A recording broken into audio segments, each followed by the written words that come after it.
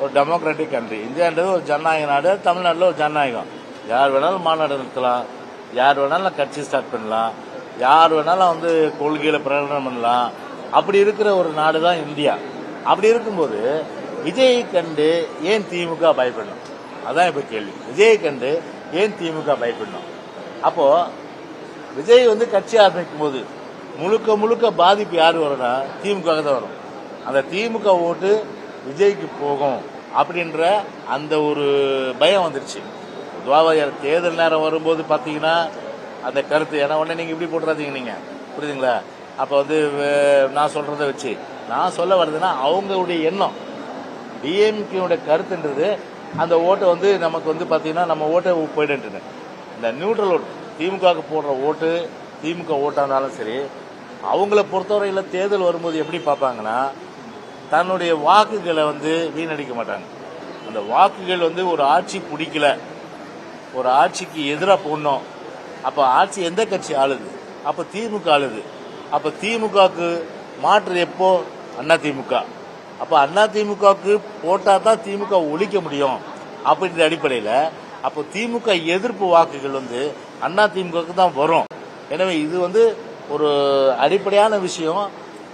ஒவ்வொரு தேர்தலும் நடைபெறுகின்ற விஷயம். அதில் வாக்குகள் சிதறாது. அதனால எங்களுக்கு அந்த கான்பிடன்ட் இருக்கு, எங்களுக்கு அந்த நம்பிக்கை இருக்கு.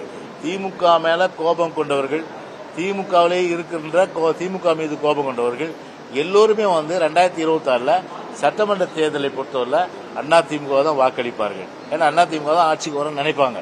அதனால அவருடைய எண்ணம் என்னன்னா வந்து ஆரம்பத்திலேயே வந்து விஜய் வந்து வளர விடக்கூடாது, நசிக்கணும் அப்படின்னா. ஏன் இந்த பயம்? அதனால வந்து யாரா இருந்தாலும் வந்து வரட்டுமே, களத்துல சந்திப்போமே அப்படின்ற ஒரு தைரியம் வந்து திமுகவுக்கு இருக்கா?